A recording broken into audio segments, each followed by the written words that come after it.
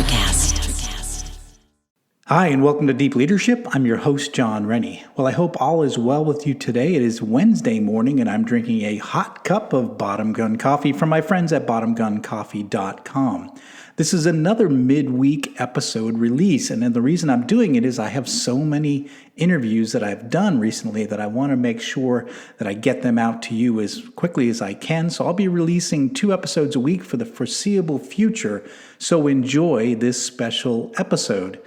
I have another great show lined up for you, but before we get started, I just wanted to mention my latest leadership book. It's called You Have the Watch, and it's available for sale on my website and on Amazon. In fact, it's already a #1 new release and a bestseller on Amazon. I'm excited about this book because it's not actually a book. It's a guided journal for leaders that'll take you through an entire year of leadership training. There are 50 themes in the book, and each day you'll reflect on a different facet of that theme. Now, this journal is designed to be on your desk at work for you to read and reflect on for about 15 minutes each morning. Leadership skills are just like any other skills. You need to practice them to get better at them, and this journal helps you practice those skills. So if you're interested in this guided journal, go to youhavethewatch.com or Amazon to pick up your copy today. If you're looking for other ways to support what I do on this show, purchase any one of my books at johnsrennie.com. Podcast listeners can use the discount code DEEP at checkout to get additional savings. Well, that is it. Today, my guest is Darryl Stickel. Darryl's an expert on the subject of trust. He's the founder of Trust Unlimited and the author of a new book called Building Trust: Exceptional Leadership in an Uncertain World. Now, if I were to point out the most important characteristic of a great company culture, it would be that there is a high level of trust in the organization. This was such a good discussion, and I know it's going to help you become a more effective leader. So, are you ready to dive in? Let's get started.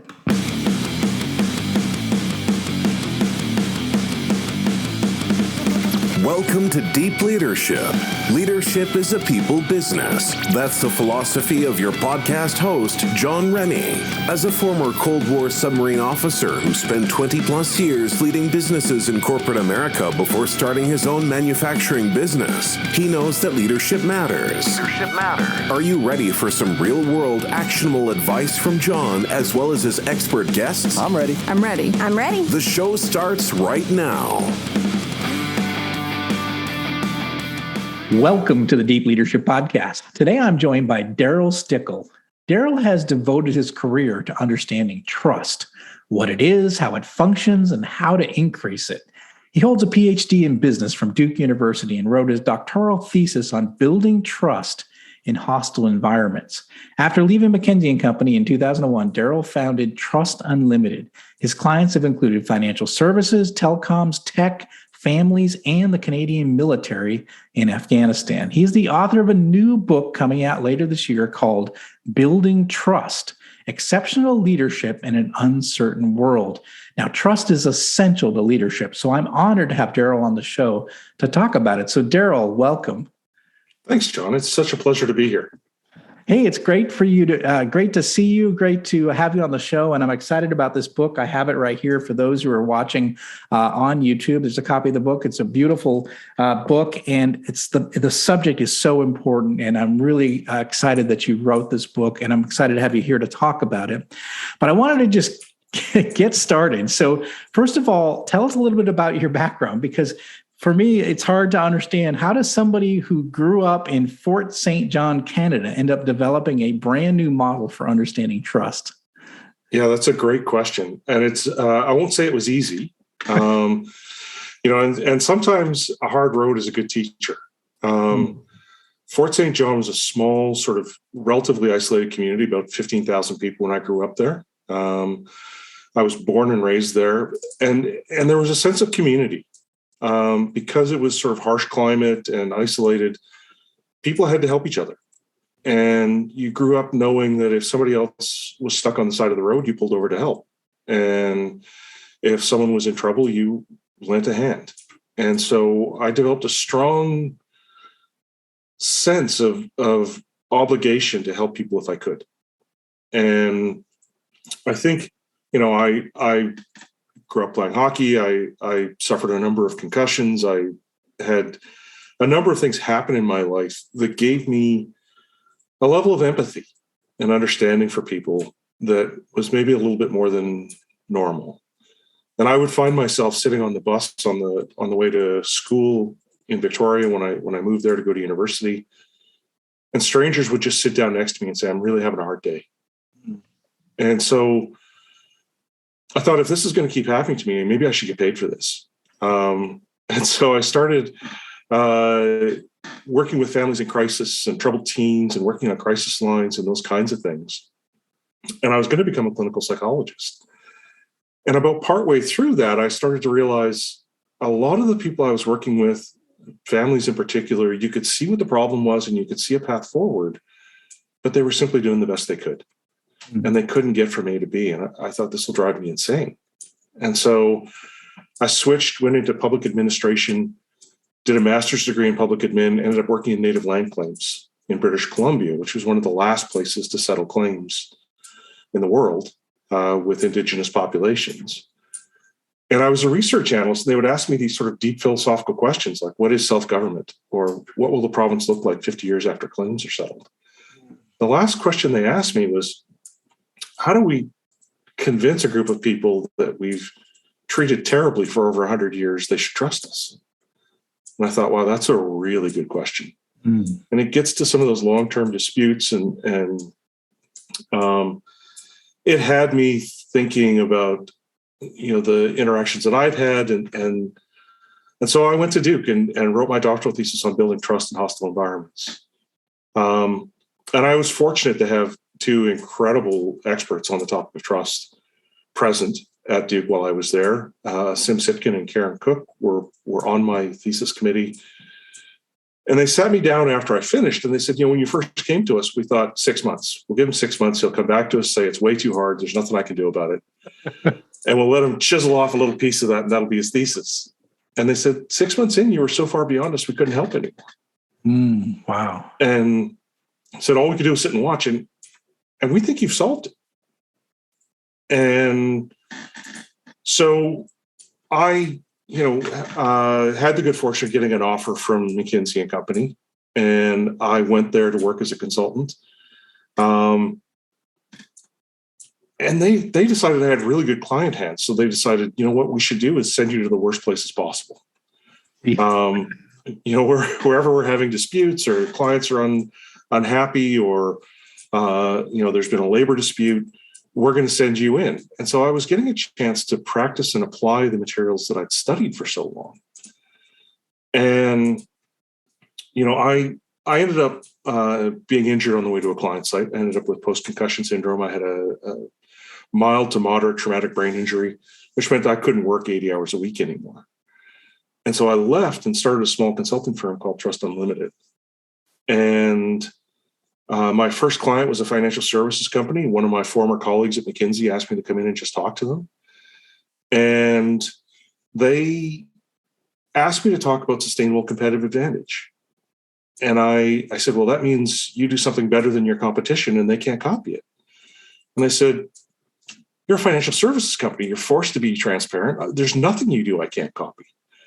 I could buy one share of every fund you've designed, and now I know how they're all built. I don't have to pay the fund advisors. I can sell what you sell at a discount. I said, the only thing you can do is build deep long-term relationships with your customers. And they said, that's it. That's our strategy. And so they paid me to develop a workshop based on my thesis. And I spent the next 18 months training and coaching and consulting and helping them understand what trust was and how it worked. And after that, they hired a professional survey firm, found out that trust was the primary driver of the sales decision, and that they were dramatically more trusted than any of their competitors. And they generated 75 cents of every new dollar that came into the industry for the next 2 years. And they were part of a global financial services company, and that company started sending teams from all over the world to figure out what these guys in Canada were doing, because they were dominating not just Canada, but the rest of the world. Yeah, and interesting. Yeah, and so I knew, what I have may not be perfect, but it works. And so I spent the next 20 years helping people solve problems. Yeah, I think it's interesting. The trust was sort of the magic pill, if you will, that unleashed. That was their strategic advantage, right? They found that as like, if we could build trust with our client base, then and they keep coming to us for advice, then that's how we're going to continue to grow and continue to get more business. And it's funny because we think, sales, right?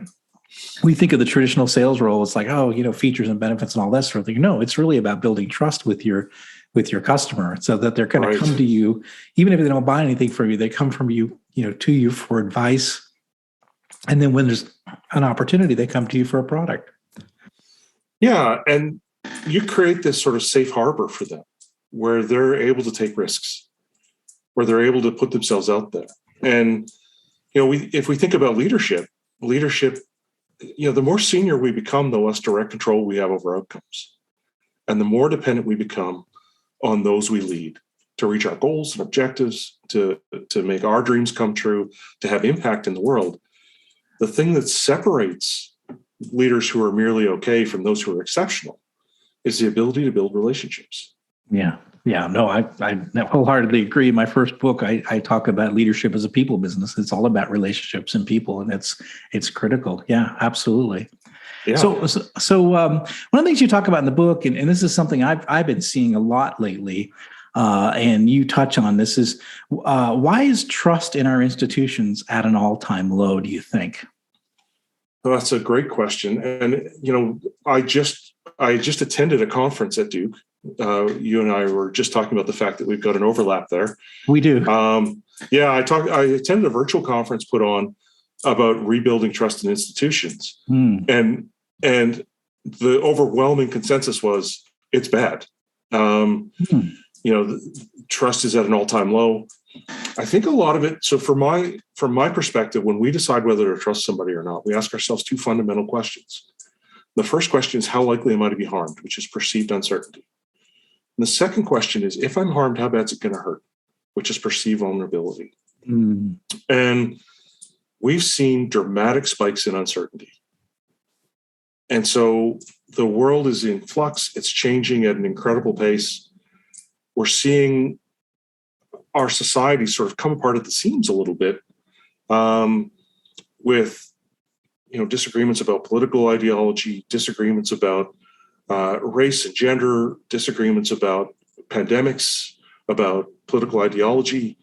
All of these things are happening at the same time that we're having this significant spike in uncertainty.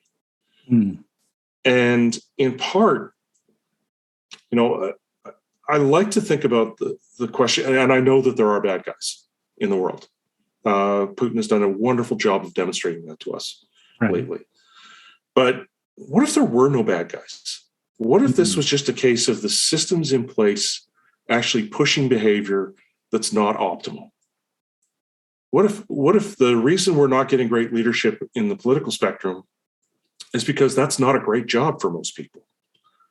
And we're not attracting the people that we want to attract. We're not getting the best folks that we could, that are best suited for that role. Instead, we're getting the ones who are willing to put up with it. Right. So I think that's a big part of, we're seeing so much information coming at people at such a rapid pace, and now everyone's questioning everything. Uncertainty's through the roof. And so it's kind of normal for trust to go into decline at those times. But it also, the more scarce something becomes, the more valuable it becomes. And so the ability to build trust is more valuable now than it's ever been. Yeah, that's so true. That's so true. So, when you get into, if you take yourself into the leader's role and you're trying to build trust, what are some challenges that leaders face when they're, you come into a new role, say you're taking over a new business, and you know that trust is important. What are some of the challenges that leaders face when they're trying to build trust in an organization? Well, a big part of the challenge with trust in general is a lack of awareness. And so people aren't, they may realize that trust is really important, but have a lack of an applied practical approach to actually taking action on that. But again, they're facing uncertainty like we've never seen before as well, right? The nature of the job market is changing. The expectations and morals and values of the people that work for them are changing. There's a struggle for us to even have conversations without people getting profoundly and mortally wounded. And so as a leader, you find yourself with a very diverse group of people, some of whom are going to be profoundly offended no matter what you say or do.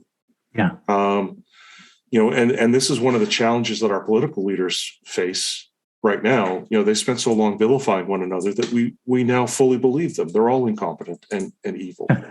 Right. They should stop digging anytime now.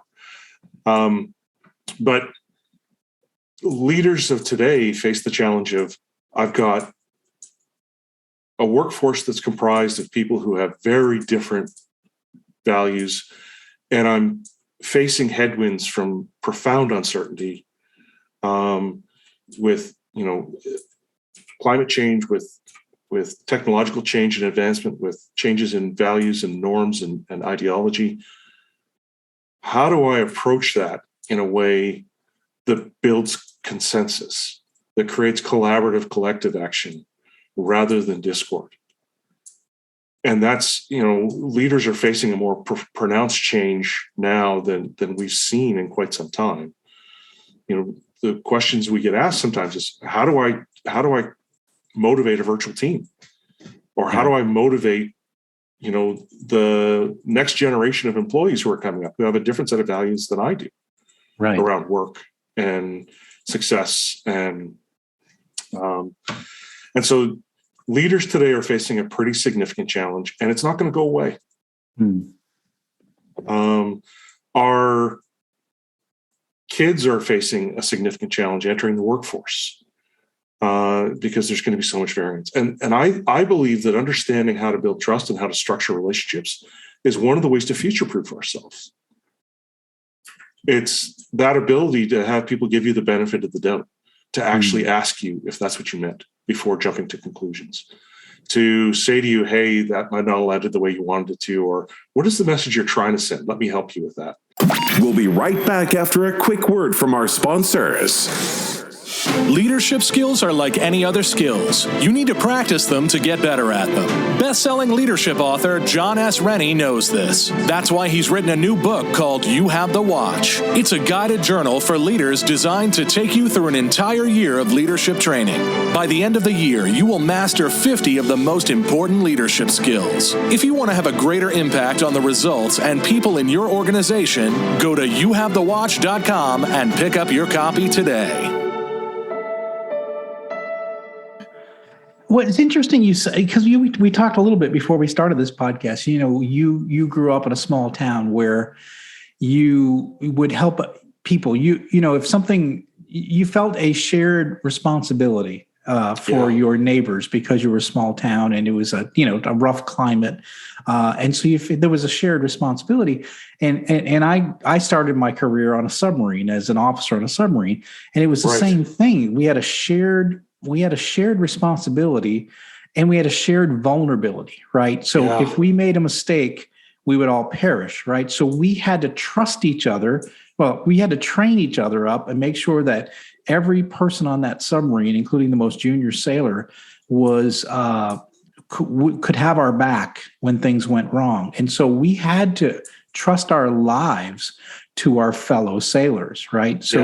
So we had that unique environment where we were one team. We had one mission. We had to carry out our mission, but then we had to return safely home, and everybody was on board with that mission. So we were collectively together. So we learned to trust each other because we had to. And I think maybe it's similar in your small town experience where you had to trust each other because you were vulnerable. You had a shared responsibility, shared vulnerability, similar to my situation. And what I saw when my time in corporate, I worked 22 years in corporate, is that there wasn't that same collective feeling towards a goal. Everybody, as you mentioned, was motivated by their own unique desires, right? Whether it's personal desires to grow, move up the corporate ladder, or they wanted the corporation to do things in the community, or everybody's kind of coming at work from they have different goals that they bring to the organization. Right. And so we didn't have that shared responsibility and shared vulnerability like I did on the submarine. So I find that's probably one of the, it's like you said, it's one of the challenges as leaders in this new era, that you're going to have all these, different, you have employees with all these different backgrounds and histories and political and different, and you've got to try to get them all, moving in one direction. And I think it's harder today than it ever has been. I agree. And it's this whole notion of collective collaborative action, right? Yes. And I look at some of the big, hairy problems we see in the world, things like climate change, things like race relations, or the relationship between the police and the communities they serve, or political splits. All of those things are complex problems. Yes. I think of them as big, hairy problems. And we can't solve them by ourselves. Right. And we need a level of collective collaborative action to resolve them. And unfortunately, trust is at the lowest levels we've ever seen. Yeah. And that's part of my mission, is to try, I still like to help people. I still want to help people. And that's why I've written the book. And that's my passion. And when I work with leaders, I help them build stronger relationships, not just with those they lead, but with their families, with their community, everywhere. Yeah. Yeah, no, I see that you're doing it, and I'm thankful for it, because I think it's so critical. So talk to us about your Trust Unlimited model that you have in the book. Right. What is it, and why is it so different from the way we've looked at trust in the past? There's a few things that the existing trust literature does really well, but there's a lot of things that they don't include.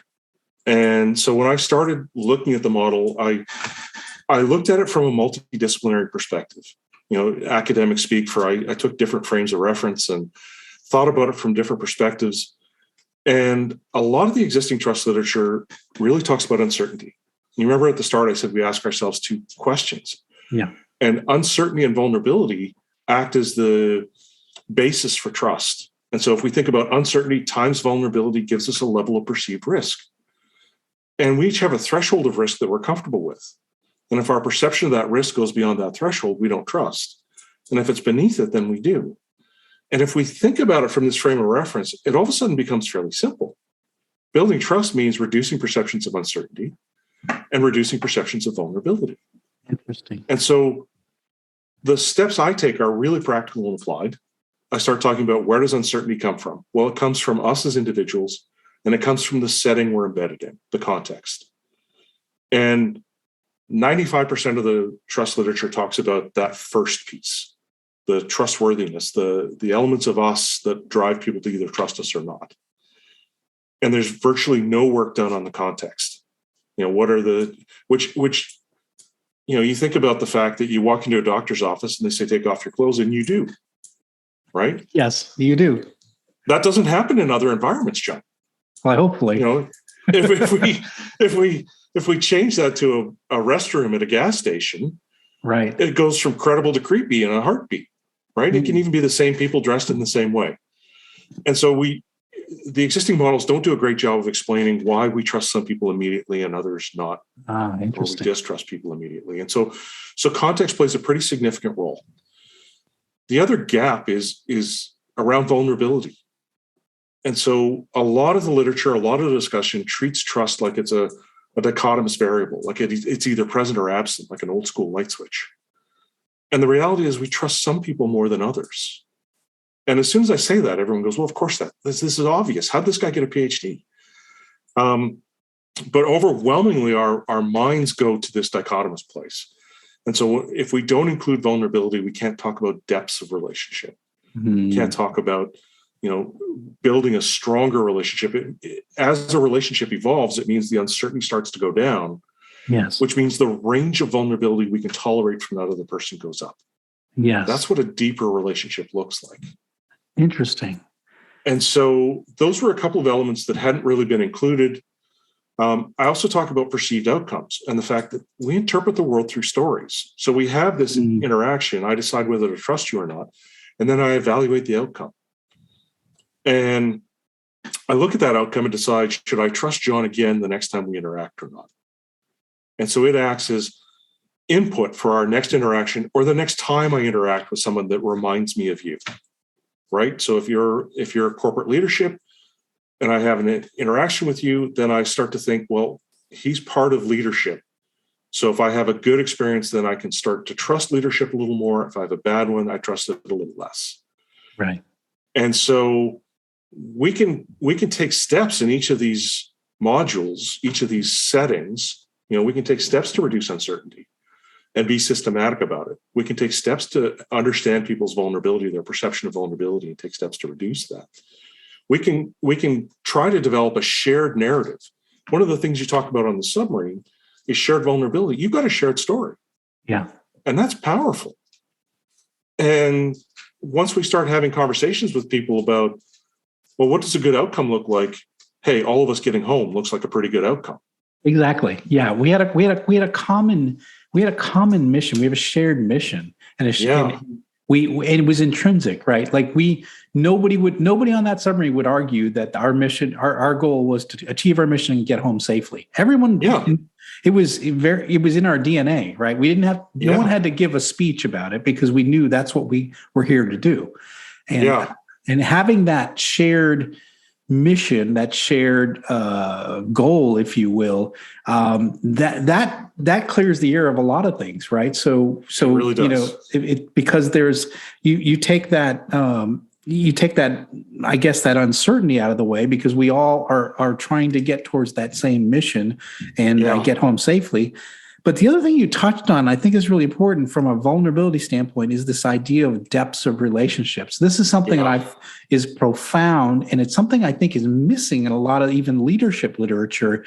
And of course, I've tried to include in my books, but one of the things I noticed is that the more we share common experiences, right, the more we have these opportunities to share common experiences, the deeper our relationships build, right? And it's like that with your children or your spouse, or the more you have these experiences where you see things the same way. Oh, that customer did that, we're not going to do that again, and we all see it the same way in the organization. We know we're probably not going to try to do business with that customer again.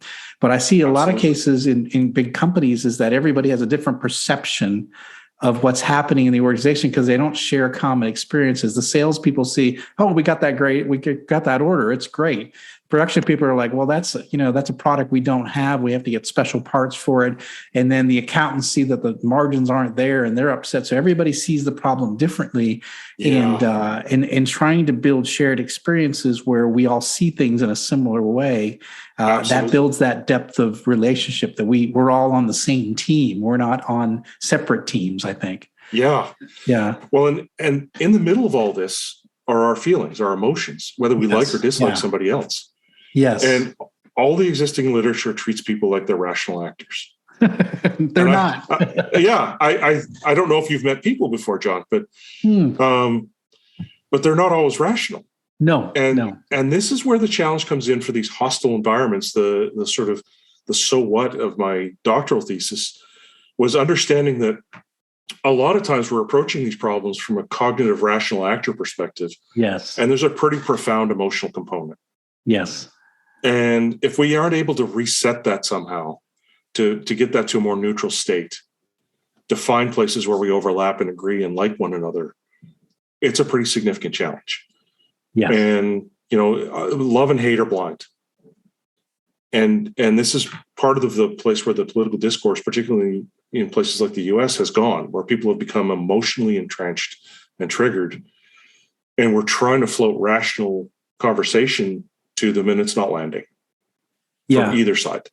I see that. I do a lot of tweets on leadership issues. And so I'll tweet something and then someone will take it like a political thing. Well, you don't like Biden? Or like, well, at least he's not Trump. And I'm like, whoa, I'm talking about I'm not even talking about political issues. So they immediately get triggered towards you're in one camp or the other camp, right? And maybe I'm not in either camp. Maybe I don't care about politics and I'm just talking about leadership. So right. Yeah. And so that emotional chaff can really disrupt conversations. And if that's where the gap is, if that's where the hole is, then we need to intervene there first. Yep. And so those are some of the things that really set my work apart from the majority of the other research. And we all have the ability to build trust. Some are better than others. And those who aren't very good have a lever that they pull.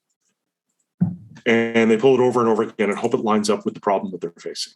Right. Those who are better have multiple levers that they pull. And those who are really good have multiple levers and they know when to pull which one. Yeah. Yeah. I want to talk about that. You talk about that in the book, the trust levers. And like you said, the more, I guess, someone that's there's different leaders or have these levers they can pull. And like you said, the best of leaders have many levers and they know when to pull it. Explain what you mean by that. Yeah. So if we thought just about uncertainty, for example, uncertainty comes from two places. It comes from us as individuals and it comes from the context. And within the individual environment, a good friend of mine, Roger Mayer, wrote a seminal work in 1995 about trustworthiness. And he and his colleagues proposed that there were three elements that made us seem trustworthy. And those were benevolence, integrity, and ability. And benevolence is, do you have my best interest at heart? Will you act in my best interest, even if it's not in your own short-term best interest? Integrity is, do I follow through on my promises? And are my actions aligned with the values that I express? And abilities, do I actually have the competence to do what I say I'm going to do?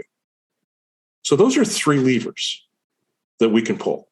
Most people pull the ability lever relentlessly. I have this much experience. I have these kinds of credentials. I have this many people that work for me, on and on and on. Yeah. And,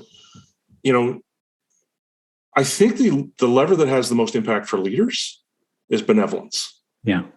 Is that belief that you've got my back. You had some folks on earlier who were talking about the servant leader model. Yeah. That's what that is, right? And so, when I talk to people, I talk about how do we actually pull those levers? Because part of this challenge is getting a shared frame of reference, thinking about it in terms of uncertainty and vulnerability. Yep. And then it's what are the sub elements? And so there's that cognitive piece of understanding, and then there's the application.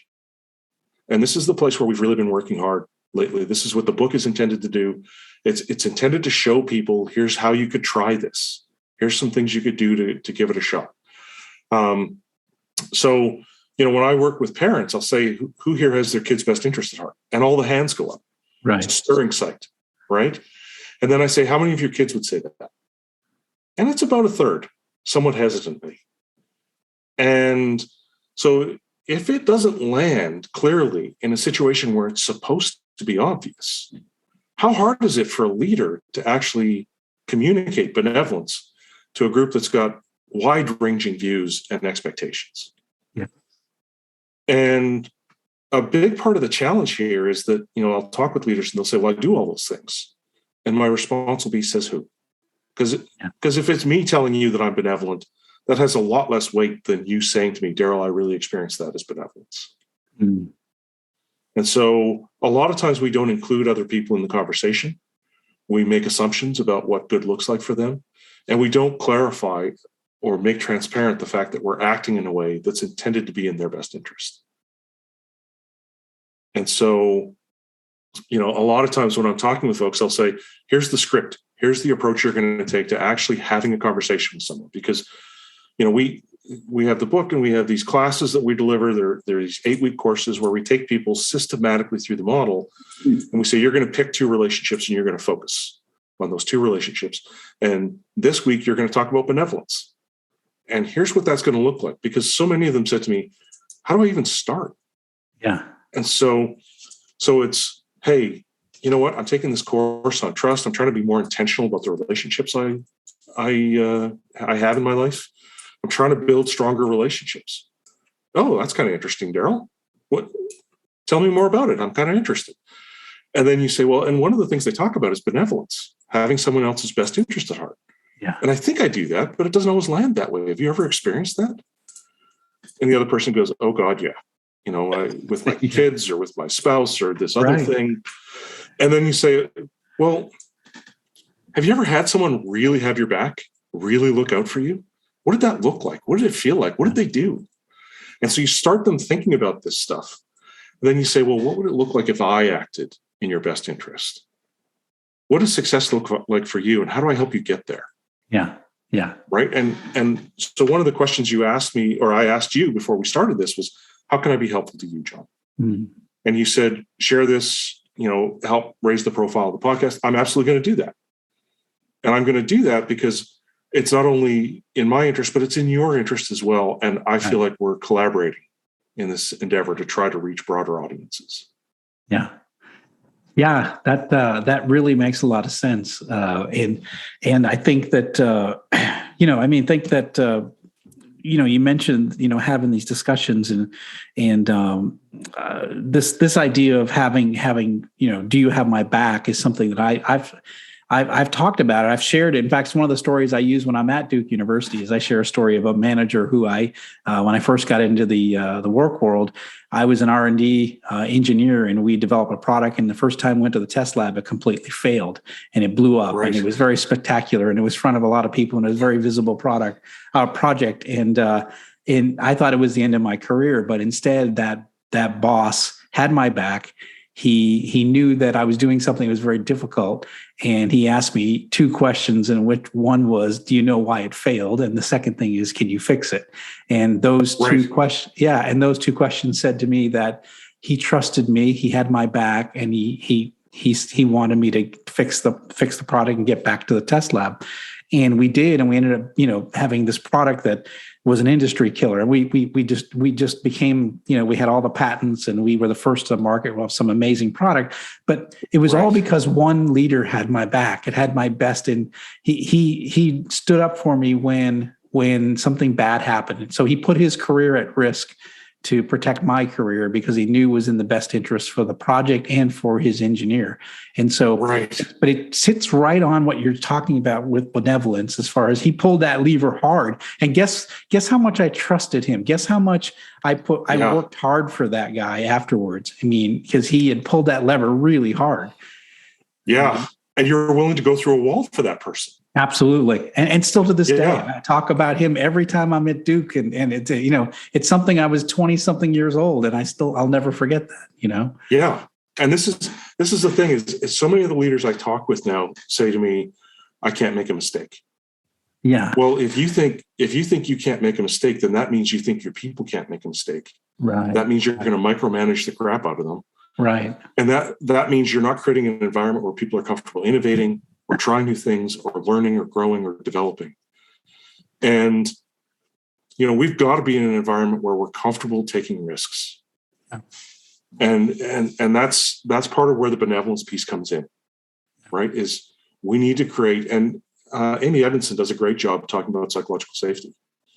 And this is part of that, right? Is when we're looking out for others' interests, when we're making them feel safe and comfortable, we can innovate like no one else can.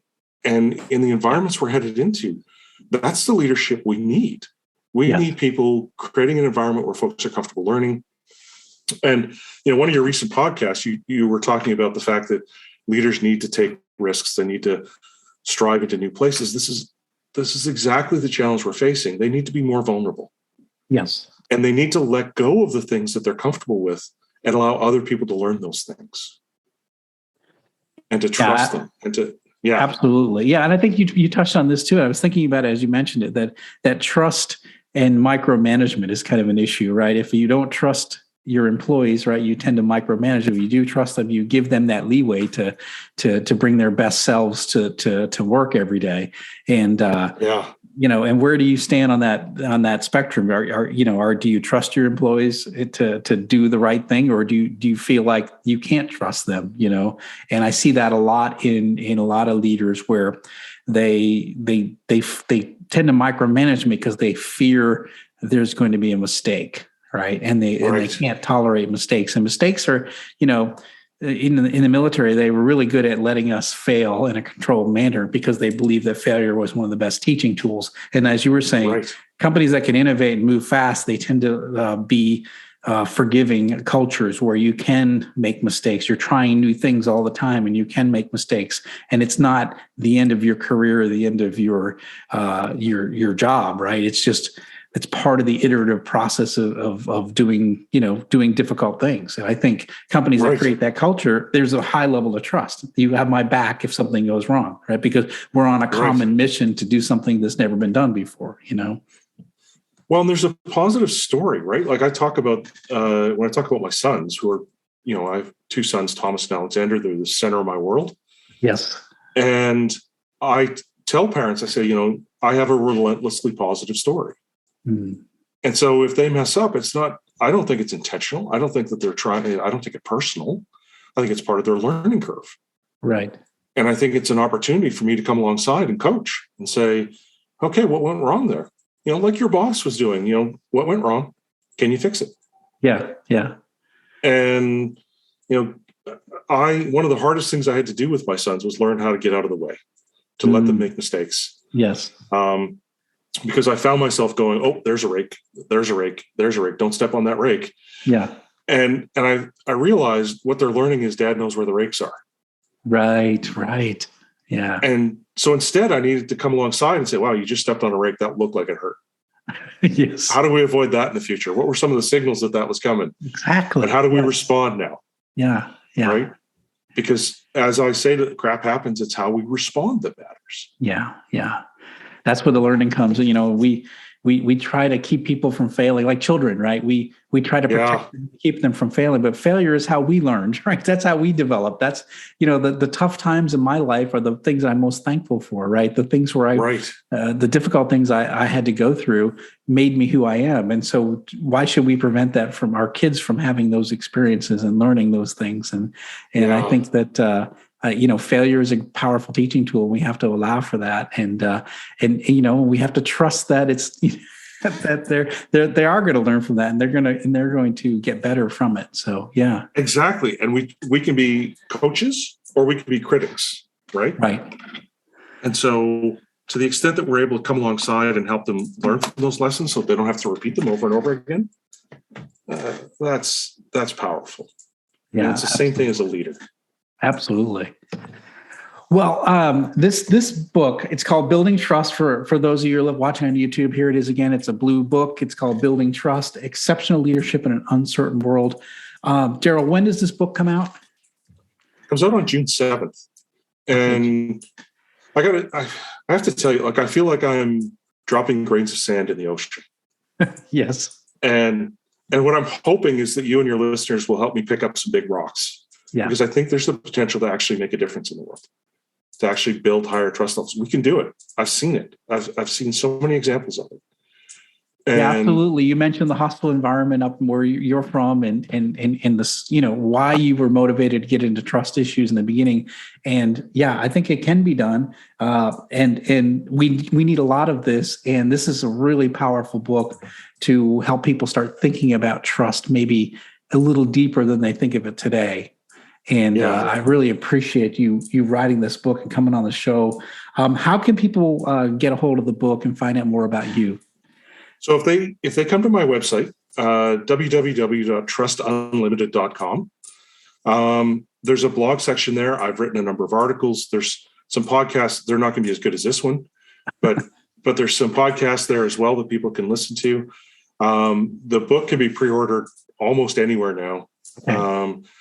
And I would be super appreciative if people would just share the message. If you read the book and then want to share it with somebody else, that's fantastic.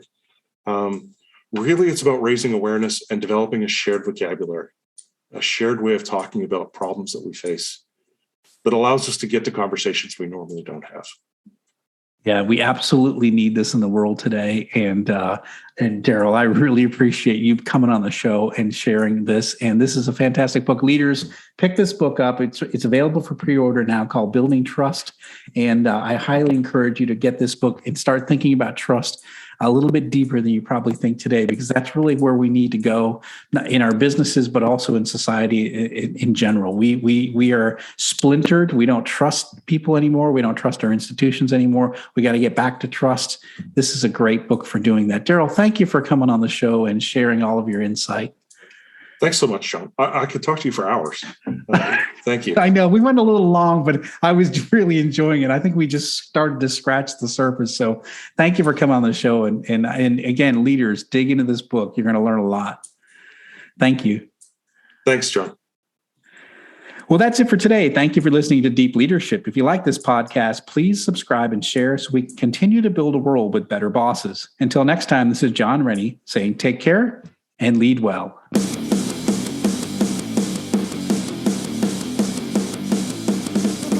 Thank you for listening to Deep Leadership. Thank you. Thank you. Thank you, thank you, thank you for all you do. We hope you enjoyed today's episode.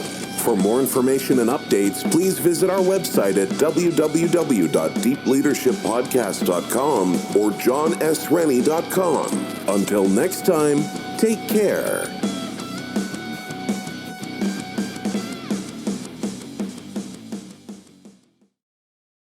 Welcome to Ringside with Ray and Prince. My name is Ray Leonard Jr. Oh, is that the set? No, that's just my dad. My name is Prince Daniels Jr. Daniels again with a big home touchdown. On this show, we come to humanize athletes, entertainers, business executives. We're going to see what makes them tick. Tuesdays, 10 a.m. Pacific time on Spotify, Apple, Amazon, and wherever you get your podcasts. We'll see you there. Peace and power. Electricast. Hey there, fabulous souls. I'm Stephanie Baklaan. And I'm Eden Alpert. And we're the hosts of the brand new podcast, Unapologetically Fab. Get ready to join us on an amazing and real journey as we dive into life after 40 and own it. We're all about changing the narrative, leaning into who you are, and living a life by your own design. Join us as we embrace life unapologetically and redefine success. This is Unapologetically Fab, an Electricast production. See you there.